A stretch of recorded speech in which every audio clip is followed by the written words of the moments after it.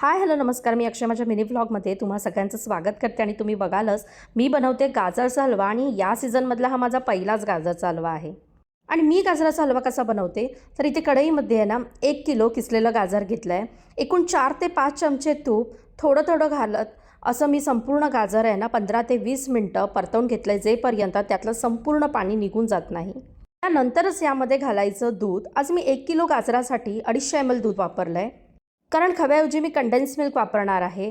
त्यामुळेच आज मी दुधाचं प्रमाण कमी ठेवलं आहे. साधारण 10 मिनटं व्यवस्थित मिक्स करत करत आहे ना दुधातसुद्धा आहे ना गाजर व्यवस्थित शिजून दिल्यानंतरच यामध्ये मी घातलेलं आहे कंडेन्स मिल्क साधारण 90 ml.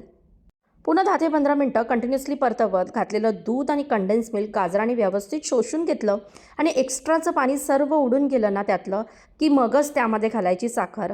तर इथे मी 1 कपपेक्षा थोडीशी कमी इतकी नॉर्मल साखर आणि ब्राऊन शुगर असं दोन्ही ना मिक्स घेतलेलं आहे. आणि एकदा का साखर घातली की इतकं पाणी सुटतं, पुन्हा आपल्याला ते तितकंच आठवायचं असतं. आणि हलव्यासाठी ना साखरेचं प्रमाण अगदी परफेक्ट पाहिजे. असं साखर घातली तर हलवा गोड होईल आणि हल्ली गोड जास्त कोणाला आवडत नाही. आणि जर कमी साखर घातली आणि जर गाजर कमी गोड असतील तर मग त्या हलव्याला ना थोडीशी खारट चव येते.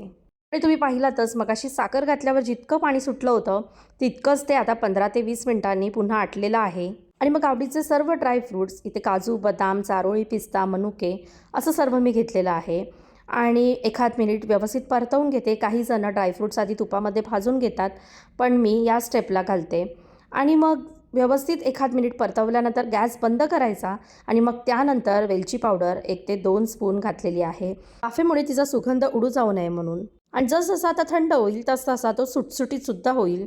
तर असा तयार झाला या सीझनमधला माझा पहिला गाजर हलवा.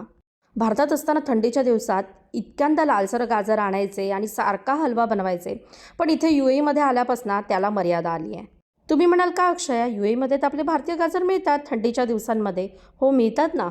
ग्रोसरी शॉपिंगला गेल्यावरती या दिवसांमध्ये वर्षभरातून एकदाच येणारे भारतीय गाजर डोळ्यांना दिसतात खरे, पण बऱ्याचदा ना त्याचा फ्रेशनेस कमी असतो. त्यावरती वाईट मुळं आलेली असतात. शिवाय लालसरपणा आणि गोडसरपणासुद्धा कमी वाटतो.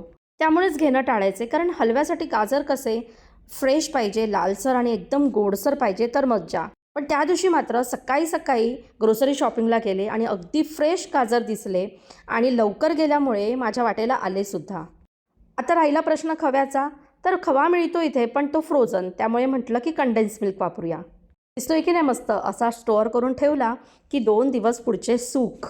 गाजरच्या हलव्याला त्याची एक प्रोसेस आहे. त्याचा वेळ देत देत जर तुम्ही केला ना तर त्याचा रंग आणि चव आणखी वाढत जातो. तर कशी वाटली रेसिपी? वाट पाहते तुमच्या कमेंटची आणि पुन्हा असे गाजर मिळण्याची.